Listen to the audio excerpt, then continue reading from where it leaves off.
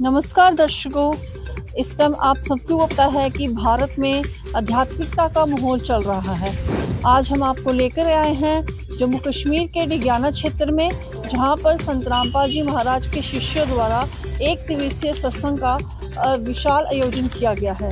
हम यहाँ की व्यवस्थाओं के बारे में आपको बताएंगे और साथ में ही यहाँ पर आध्यात्मिकता के बारे में चर्चा करेंगे।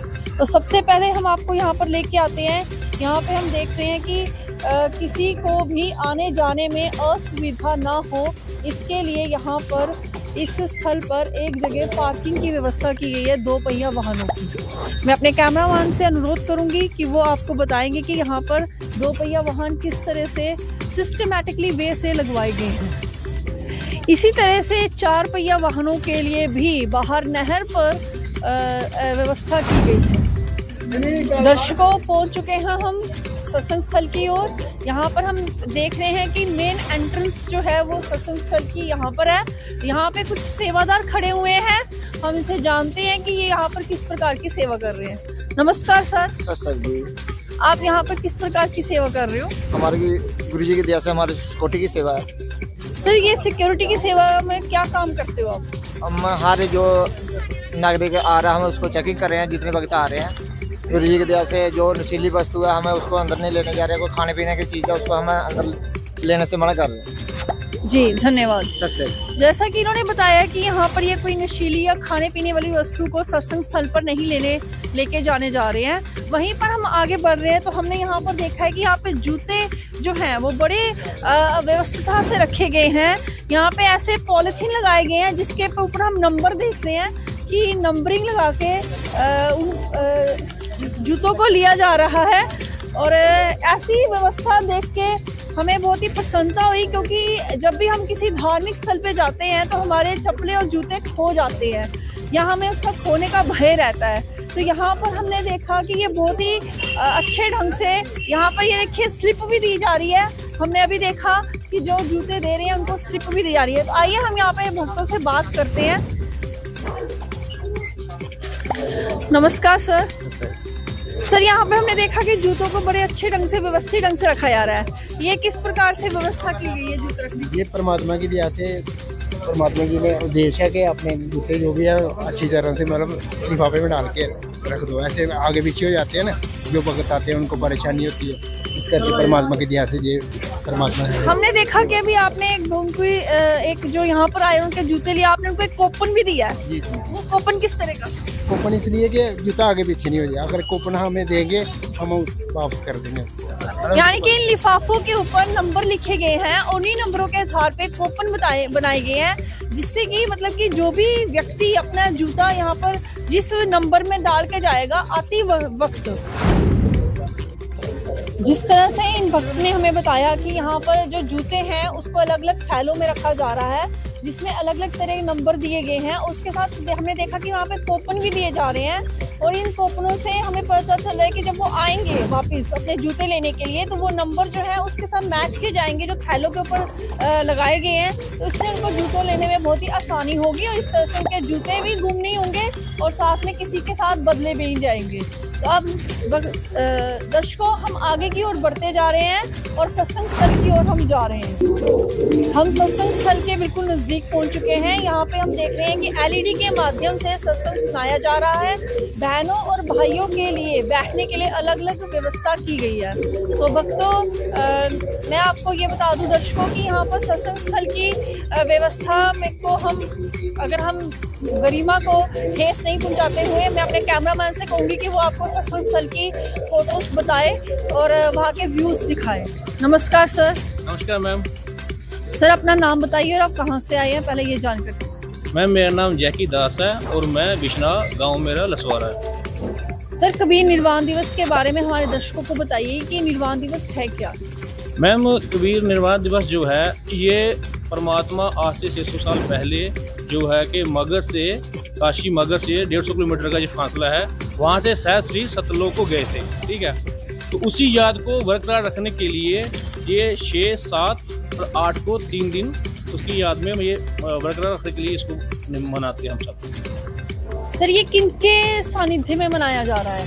ये वर्तमान में संत रामपाल जी महाराज के सानिध्य में ये मनाया जा रहा है।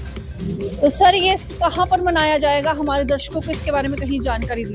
जी, ये पूरे भारतवर्ष में सतलोक आश्रम टोटल 11 है नेपाल समेत, और उसमें से दूरी सतलोक आश्रम और सतलोक आश्रम खमानू, सतलोक आश्रम मुंडका और सतलोक आश्रम जनाना धाम, और भी है आश्रम, और सोजत आश्रम, सतलोक आश्रम सोजत, इन सब में मनाया जा रहा है। यहाँ पे हमारे साथ और भी श्रद्धालु जुड़े हुए हैं। आइए अब उनसे जानते हैं कि यहाँ पर बौद्ध दिवस की बहुत चर्चा हो रही है, तो ये बौद्ध दिवस क्या होता है। नमस्कार सर। सर अपना नाम बताइए। ओम प्रकाश दास। सर आप कहाँ से आए हो। मैं जानीपुर जम्मू से आया हूँ। सर यहाँ पे हमने सुना है कि निर्वाण दिवस के साथ साथ बौद्ध दिवस के भी निमंत्रण बांटे जा रहे हैं, तो ये बौद्ध दिवस क्या होता है, हमारे दर्शकों को बताइए। मैडम, बौद्ध दिवस ये होता है कि 17 फरवरी 1988 को जब संत रामपाल जी महाराज ने अपने गुरु स्वामी रामानंद नाम दीक्षा ली थी, उसको बौद्ध दिवस कहते हैं। जी, तो ये कहाँ कहाँ मनाया जा रहा है।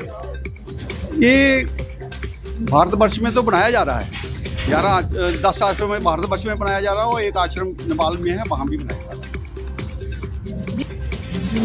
नमस्कार साहिब जी। आपका नाम क्या है। मेरा नाम लक्ष्मी प्रसी है। आप कौन सी कक्षा में पढ़ते हो। मैं 8वीं कक्षा में पढ़ती हूँ। तो आप हमें बताएंगे ये संत रामपाल जी महाराज का बौद्ध दिवस जो मनाया जा रहा है, बौद्ध दिवस क्या होता है। जी, जब संत रामपाल जी महाराज जी ने स्वामी रामदेवानंद जी महाराज जी से नामोपदेश किया था, उस दिवस को हम बौद्ध दिवस कहते हैं। तो ये बौद्ध दिवस भारत के अलावा कहीं और भी मनाया जा रहा है। ऐसे तो ये पूरे विश्व में मनाया जा रहा है, लेकिन इसका जो मेन कार्यक्रम है वो भारत में 10 सतलोक आश्रमों के साथ नेपाल में भी बनाया जा रहा है। जी, तो ये कौन सी डेट को मनाया जा रहा है। ये फरवरी 15, 16, 17 को मनाया जा रहा है। जी, तो अब हम आगे बढ़ते हैं।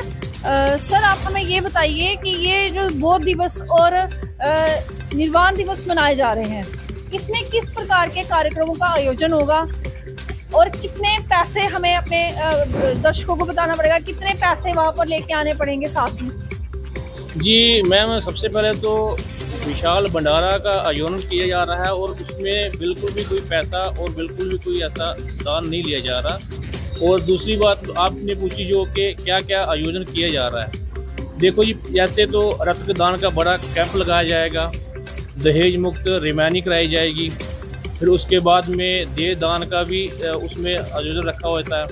फिर उसके बाद में जो है बहुत बड़ी अपने सभी धर्म ग्रंथों के पुस्तक भी वहाँ पर रखी जाएगी, अपने प्रूफ के आधार पे जो श्रद्धालु आएंगे उनको देखने के लिए।